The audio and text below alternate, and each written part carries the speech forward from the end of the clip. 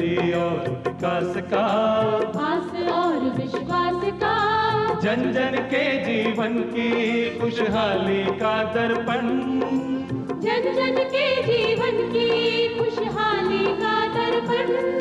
ये है कृषि दर्शन, ये है कृषि दर्शन, ये है कृषि दर्शन। किसान साथियों नमस्कार। कृषि दर्शन कार्यक्रम में मैं आप सभी का हार्दिक स्वागत करता हूं। साथियों, हम जानते हैं पिछले कुछ दिनों से प्रदेश में शीतलहर का दौर जारी है और प्रदेश के कुछ हिस्सों में बारिश होने से फसलों को इसका लाभ भी हुआ है। लेकिन इसके साथ ही प्रदेश के कुछ इलाकों में ओलावृष्टि होने से फसलों में नुकसान देखा गया है। जिन किसान भाइयों ने प्रधानमंत्री फसल बीमा योजना करवा रखी है, वो मुआवजा लेने के लिए अपने नज़दीकी इंश्योरेंस कंपनी में 72 घंटे के अंदर अंदर इसकी सूचना देवें ताकि फसल खराबे का उनको मुआवजा मिल सके। और आइए बात करते हैं आज आपके लिए क्या खास है। साथियों, आज हम आपको कृषि वैज्ञानिक संवाद पर एक विशेष कार्यक्रम दिखाएंगे, लेकिन इससे पहले देखते हैं खबरें खेती की। किसान भाइयों नमस्कार, खबरें खेती की में आपका स्वागत है। आइए देखते हैं खेती से जुड़ी आज की कुछ खास खबरें। मिलेट पर आयोजित होगा एग्रो प्रोसेसिंग कॉन्क्लेव। MPUAT के कुलपति ने कहा, पोषक अनाज के बारे में युवाओं को जागरूक करना जरूरी। देश दुनिया में ब्रांड बने मारवाड़ के मसाले। और किसान भाई सरसों की फसल को बचाएं अंगमारी रोग से। मिलेट्स ईयर 2023 के कार्यक्रमों को लेकर राज्य की मुख्य सचिव उषा शर्मा की अध्यक्षता में एक महत्वपूर्ण बैठक आयोजित की गई। बैठक में मिलेट्स पर एग्रो प्रोसेसिंग कॉन्क्लेव आयोजित करने का निर्णय लिया गया। मिलेट्स में शामिल बाजरा, ज्वार, रागी, सावा सहित दूसरी फसलों को थाली का हिस्सा बनाने की तैयारी इस वर्ष की जा रही है। इसके लिए विभिन्न जागरूकता कार्यक्रम आयोजित होने वाले हैं।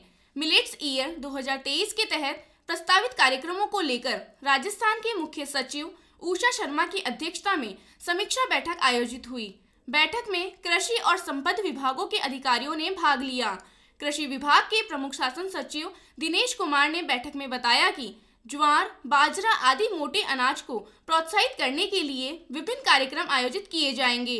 इनमें मिलेट्स से उद्यमशीलता को बढ़ावा देने के लिए राज्य स्तरीय सेमिनार के साथ साथ एग्रो प्रोसेसिंग पर कॉन्क्लेव आयोजित किया जाएगा। इसके अलावा जिला स्तर पर सेमिनार, ग्राम पंचायत स्तर पर ग्राम सभा और स्कूलों में व्याख्यान भी आयोजित किए जाएंगे। उन्होंने बताया कि वर्ष 2022-23 के बजट में राजस्थान मिलेट्स मिशन की घोषणा की गई थी। खरीफ 2022 में बाजरा बीज के 8,32,000 मिनी किट निःशुल्क वितरित किए गए। वहीं 5 करोड़ रुपए की लागत से मिलेट्स उत्कृष्टता केंद्र जोधपुर में स्थापित किया जा रहा है। 100 प्राथमिक प्रसंस्करण इकाइयों की स्थापना के लिए 40 करोड़ रुपए का प्रावधान किया गया है। गौरतलब है कि बाजरा उत्पादन में राजस्थान का देश में प्रथम और ज्वार में तीसरा स्थान है। इसके अलावा दक्षिणी जिलों में सावा, कांगनी, कोंदो, कुटकी की खेती किसान करते आए हैं। बैठक को मुख्य सचिव उषा शर्मा ने भी संबोधित किया। उन्होंने पोषक अनाज का ज्यादा से ज्यादा प्रचार प्रसार करने पर जोर दिया। उन्होंने बताया कि मोटा अनाज कैल्शियम, फाइबर, आयरन, प्रोटीन सहित विभिन्न पोषक तत्वों से भरपूर है। इसको थाली का हिस्सा बनाकर कई बीमारियों से बचा जा सकता है। उदयपुर कृषि विश्वविद्यालय के कुलपति डॉक्टर अजीत कुमार कर्नाटक ने कहा कि पोषक अनाज के बारे में युवाओं को जागरूक करना जरूरी है। ये अनाज कई बीमारियों से बचाता है। MPUAT उदयपुर के अनुसंधान निदेशालय के द्वारा पोषक अनाज पर राज्य स्तरीय कार्यशाला का आयोजन किया गया। अखिल भारतीय समन्वित ज्वार परियोजना के तहत आयोजित इस कार्यशाला को विश्वविद्यालय के कुलपति डॉक्टर अजीत कुमार कर्नाटक ने संबोधित किया। उन्होंने कहा कि पोषक अनाज की खेती में अन्य खाद्यान्न, गेहूं, चावल की तुलना में कम पानी की आवश्यकता होती है। पोषक अनाज में फाइबर की मात्रा ज्यादा होती है और ये सुपाच्य होते हैं। इनको दैनिक आहार में शामिल करके डायबिटीज, कोलेस्ट्रॉल सहित अन्य बीमारियों से बचा जा सकता है। उन्होंने पोषक अनाज की जानकारी आम जन तक पहुंचाने के लिए युवाओं को भागीदार बनाने और वैज्ञानिकों से ज्यादा पैदावार देने वाली किस्मों के विकास की बात कही। कृषि विश्वविद्यालय जोबनेर के सहायक निदेशक बीज डॉक्टर लीलाधर शर्मा ने बताया कि राजस्थान में बाजरे की खेती व्यापक रूप से की जाती है। बाजरे की कम पानी में 70 से 75 दिन में पकने वाली नई किस्मों को किसानों तक पहुंचाकर मोटे अनाज की पैदावार बढ़ाई जा सकती है। कृषि विश्वविद्यालय उदयपुर के अनुसंधान निदेशक डॉक्टर एस.के. शर्मा ने बताया कि वर्तमान में पोषक अनाज की वैज्ञानिक खेती पर ध्यान देने की जरूरत है। राजस्थान में मोटा अनाज लगभग 50 लाख हेक्टेयर में उगाया जाता है। बीजीय मसाला फसलों पर कृषि विश्वविद्यालय जोधपुर में राज्य स्तरीय कार्यशाला संपन्न हुई। कार्यशाला में नारी शक्ति अवॉर्डी रूमा देवी ने देश दुनिया में मारवाड़ी मसालों को ब्रांड बनाने की आवश्यकता जताई। प्रदेश में पैदा होने वाले बीजीय मसालों पर 2 दिवसीय कार्यशाला जोधपुर कृषि विश्वविद्यालय में आयोजित की गई। सुपारी अनुसंधान निदेशालय कालीकट द्वारा प्रायोजित इस कार्यशाला में किसान, कृषि वैज्ञानिक, कृषि अधिकारी और मसाला कारोबारियों ने हिस्सा लिया। कार्यशाला को संबोधित करते हुए नारी शक्ति अवॉर्डी रूमा देवी ने कहा कि मिलेट्स की तरह मारवाड़ के बीजीय मसालों की धाक विश्व पटल पर नजर आए। इसके लिए कृषि वैज्ञानिकों को उन्नत बीज, तकनीक, बाजार और प्रोसेसिंग की जानकारी किसानों तक पहुंचानी होगी। उन्होंने कहा कि जीरा, मेथी, सौंफ और पान मेथी के उत्पादन में मारवाड़ का कोई मुकाबला नहीं है। इन फसलों की नवीन किस्में किसानों को उपलब्ध कराई जाए। कार्यशाला को जोधपुर कृषि विश्वविद्यालय के कुलपति डॉक्टर बी.आर. चौधरी ने भी संबोधित किया। उन्होंने कहा कि जैविक बीजीय मसालों के उत्पादन से किसान की आय और निर्यात को बढ़ाया जा सकता है। नई किस्म विकास पर विश्वविद्यालय के वैज्ञानिक रिसर्च कार्य कर रहे हैं। कार्यशाला के समन्वयक डॉक्टर एम.एल. महेरिया ने बताया कि भारत से वर्ष 2021-22 के दौरान करीब 30,576 करोड़ रुपए के मसालों का निर्यात किया गया। प्रगतिशील कृषक कान सिंह निर्वाण ने मसालों के प्रसंस्करण की परंपरागत तकनीक पर अपनी बात रखी। कार्यक्रम में कृषि विभाग के अतिरिक्त निदेशक वी.के. पांडे ने बीजीय मसाला के प्रसंस्करण पर जोर दिया। उन्होंने बताया कि प्रसंस्करण इकाई स्थापना के लिए सरकार अनुदान मुहैया करा रही है। इस मौके पर मसाला फसलों पर आधारित कैलेंडर और राजस्थान में गुणवत्ता युक्त मसाला उत्पादन विषयक मैनुअल का विमोचन किया गया। किसान भाइयों, पकाव के समय सरसों की फसल में अंगमारी रोग का प्रकोप होता है। उचित रसायनों के छिड़काव से रोग का नियंत्रण संभव है। सरसों की फसल में लगने वाले अंगमारी रोग से पत्तियों पर कत्थई भूरे रंग के उभरे हुए धब्बे दिखाई पड़ते हैं। इनके किनारे पीले रंग के होते हैं। इस रोग की रोकथाम के लिए किसान भाई डाइमेथोइट 30 EC 1 लीटर का 500 लीटर पानी में घोल बनाकर छिड़काव करें। किसान भाइयों, खबरें खेती की में आज इतना ही। आप देखते रहिए कृषि दर्शन। नमस्कार। कार्यक्रम में फिर से आप सभी का स्वागत है। साथियों, पिछले दिनों कृषि दर्शन की टीम झुंझुनू जिले के देलसर गांव पहुंची और वहां पर प्रगतिशील किसानों और वैज्ञानिकों के बीच में कृषि वैज्ञानिक संवाद कार्यक्रम आयोजित किया। इस कार्यक्रम में किसानों ने अपनी खेती-बाड़ी से संबंधित समस्याओं को कृषि वैज्ञानिकों के सामने रखा और अपनी कृषि जिज्ञासाओं को शांत किया। देखते हैं हमारा ये विशेष कार्यक्रम कृषि वैज्ञानिक संवाद।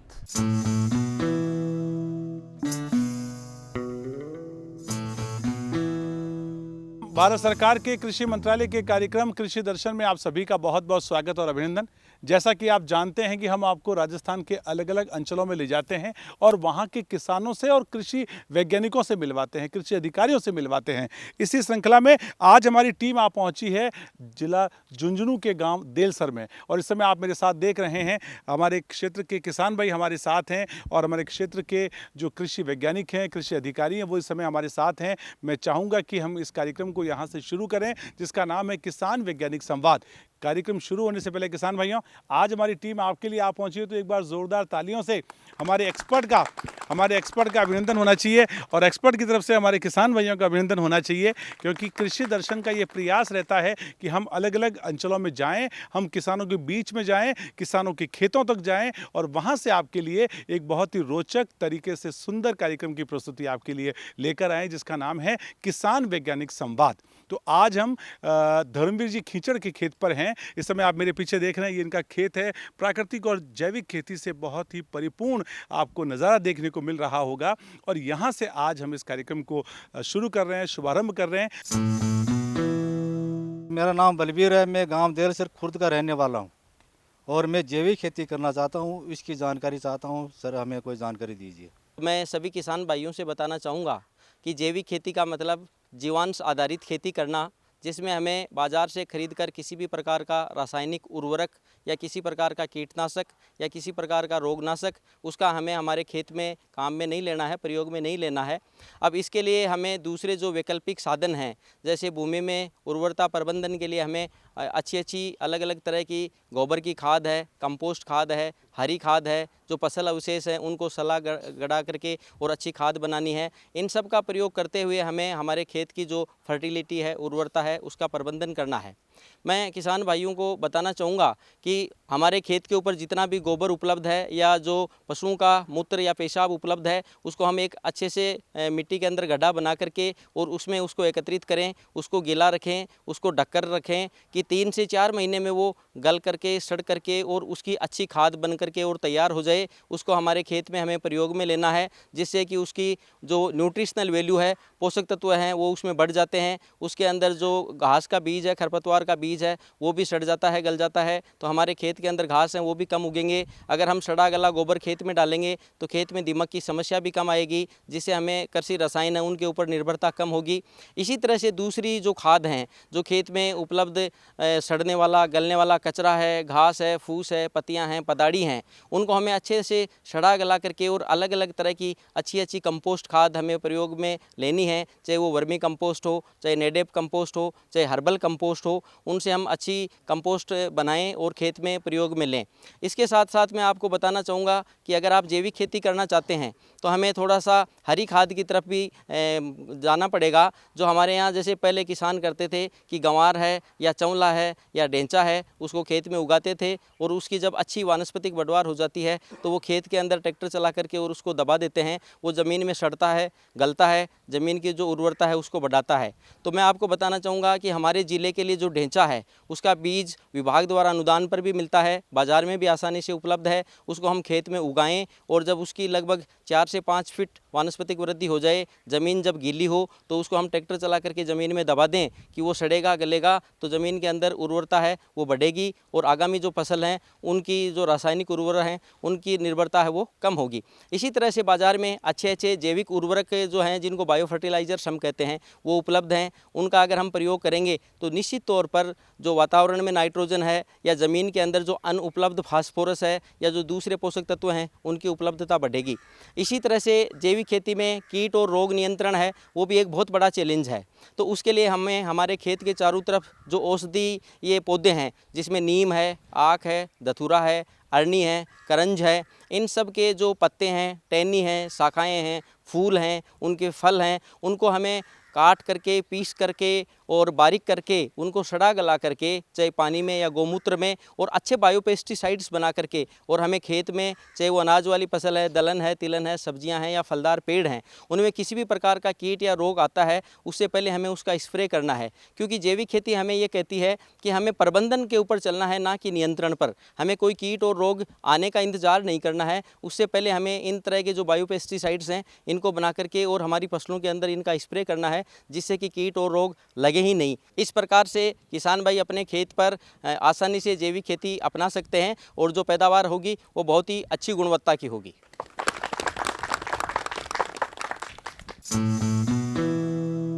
डॉक्टर साहब नमस्कार।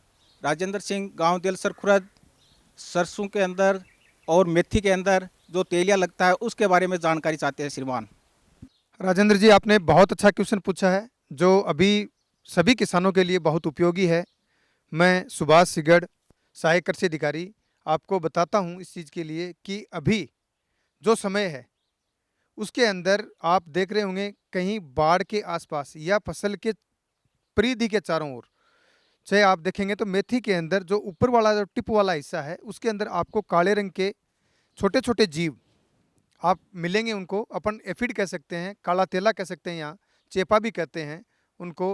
वो धीरे धीरे जैसे ही थोड़ा सा टेम्परेचर अब ऊपर जाएगा और साथ में अगर हल्के से 1 दिन या 2 दिन भी बादल छा गए तो उनकी वृद्धि बहुत ज़्यादा होती है। वो पूरे खेत के अंदर फैलते हुए सिर्फ 2 या 3 दिन लेंगे। तो इसके लिए अपने को पूर्व में ही इसकी सावधानी और बचाव कर लेना चाहिए। इसके लिए अपने को थायोमेथोक्साम 25% नाम से एक दवाई आती है, वो अपने को एक टंकी जो 15 लीटर की आती है उसमें 7 ग्राम या 7 से 9 ग्राम तक अपन उसके अंदर ले सकते हैं। उसका घोल बना के अपने को स्प्रे करना है। और अगर वो नहीं मिले तो अमीडा क्लोरपिड वही 7 से 9 ml प्रति टंकी 15 लीटर में घोल के और अपन अपने खेत में स्प्रे कर सकते हैं, जिससे आपको इससे तेले से या एफिड से आपको छुटकारा मिल सकता है। इस प्रकार आप इसका एफिड का नियंत्रण कर अपनी पैदावार बढ़ा सकते हैं।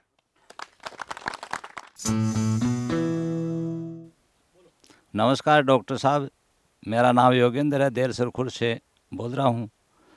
पशुओं की नस्ल सुधार के बारे में जानकारी दी जाए। मुझे बड़ी खुशी है कि आज अपने जो प्रगतिशील किसान है वो कम से कम एक नस्ल के बारे में काफ़ी कुछ समझने लग गए हैं। तो मैं आपको ये बताना चाहता हूँ कि पशुओं में नस्ल सुधार के लिए भारत सरकार ने एक योजना चालू कर रखी है जिसका नाम है NAP, national AI programme mission.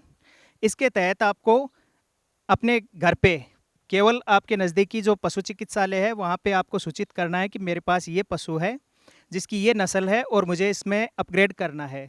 उसके लिए जो निकटस्थ पशु चिकित्सक है वो आपके फार्म पे आएंगे और आपके पशु की एक टैगिंग करने के बाद निःशुल्क बिना 1 रुपये के आपके पशु को एआई की जाएगी। एआई का मतलब है कृत्रिम गर्भाधान, जिसको सुई भरना भी बोलते हैं अपन। और उसके अंदर आपका सबसे बड़ा जो पॉइंट है उसमें ये है कि हर नस्ल की हमारे पास अलग अलग जो सुइयाँ हैं वो उपलब्ध हैं। जैसे कि अगर आपके पास से होलिस्टीन जो अगर नस्ल की गाय है और हमें जब हम देखते हैं कि हमें लगता है ये 50% है, अपने को इसको 75% पे अपग्रेड कैसे करना है, तो उसके लिए हमारे पास HF100 की सीमन भी होता है, HF75 का सीमन भी होता है। तो अपन HF100 जब सीमन लगाएंगे, आपके पशु में 50% गुण है, हम 100% वाला जब लगाएंगे तो वो नेक्स्ट जनरेशन 75% पे आ जाएगी। एक बार फिर अगर अपन उसको एआई करते हैं तो वो 87.5% पे चली जाएगी। इस तरीके से अपन 3 से 4 साल में कंटिन्यू अगर अपन एआई का यूज़ करेंगे तो आपके पास 100% या 98% तक के एचएफ या किसी भी आप नस्ल को ले लीजिए। अगर आपको एचएफ लेना है या आपके पास जर्सी है, लेकिन ये ज़रूर ध्यान रखें कि ऐसा ना हो कि जर्सी के अंदर अपन एचएफ को क्रॉस मिक्स करेंगे तो उसमें गुणवत्ता घटती है, कभी बढ़ती नहीं है।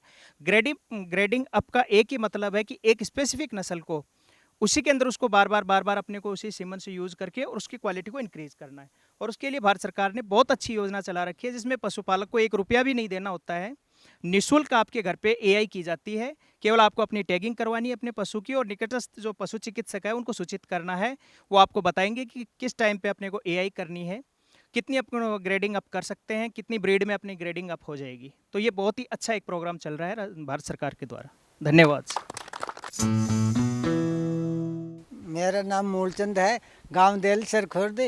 मैं राजस्थान सरकार की ओर से जो कृषि की योजनाएं हैं वह भारत सरकार की ओर से जो कृषि की योजनाएं हैं उनके बारे में बताया जाए ताकि हम उनसे अधिक से अधिक लाभ प्राप्त कर सकें। धन्यवाद मूलचंद जी, आपने बहुत अच्छा प्रश्न पूछा है कि किसानों के वेलफेयर के लिए भारत सरकार और राज्य सरकार की जो योजनाएं चल रही हैं उनके बारे में मैं आपको सबसे पहले बताना चाहूँगा कि पहले अपन जो खाद देते थे ज़मीन के अंदर वो बिना तोले या बिना मापे देते थे, जिसका अपने को पता नहीं होता। भारत सरकार की जो योजना है प्रधानमंत्री मृदा स्वास्थ्य कार्ड योजना, जिसके तहत अभी सब किसानों को, आपके यहाँ भी पहुँचे होंगे, सब किसानों को मृदा स्वास्थ्य कार्ड दे दिए गए हैं। आप उनको देखकर अपने खेत के अंदर जिन 20 तत्व की कमी है उस तत्व की कमी आप जितनी मात्रा में बताई गई है उससे आप पूरी कर सकते हैं। दूसरी जो योजना है वो प्रधानमंत्री फसल बीमा योजना, जो आज के दिन कृषकों को सबसे बड़ी ज़रूरत है। सरकार के द्वारा प्रधानमंत्री फसल बीमा योजना चलाई जा रही है, उसमें आप अपना पंजीकरण ज़रूर करवाएं जिससे आपको फसल पे होने वाली हानि का आपको लाभ मिल सके। इसके अलावा अभी आप अपने खेत में पानी को एक जगह से दूसरी जगह ले जाने के लिए, जिससे आपके पानी का नुकसान नहीं हो और सिंचाई के ज़्यादा से ज़्यादा काम में आ सके, उसके लिए पाइपलाइन के ऊपर आपको अनुदान दिया जा रहा है, जिसमें अगर आप पीवीसी पाइपलाइन, अंडरग्राउंड पाइपलाइन डालना चाहते हो तो 35 रुपये पर मीटर, मैक्सिमम आप 600 मीटर तक ले सकते हो। और अगर आप एचडीपी लेना चाहते हो तो उसके ऊपर 50 रुपये प्रति मीटर, मैक्सिमम आप 600 मीटर तक आप ले सकते हैं।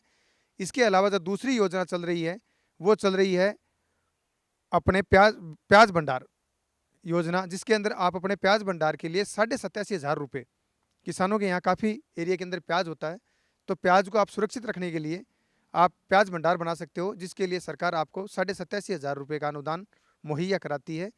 और इसके अलावा आप आज के दिन जो सबसे बड़ी ज़रूरत है वाटर हार्वेस्टिंग की, पानी को संरक्षित करने की, क्योंकि अभी धीरे धीरे पानी का लेवल बहुत गहरा जा रहा है, जिसको मेंटेन तो अपन नहीं कर सकते पर कम से कम अपन बाहर उसको इकट्ठा कर सकते हैं, जिससे अपन आने वाले टाइम में फसल की सिंचाई कर सकें।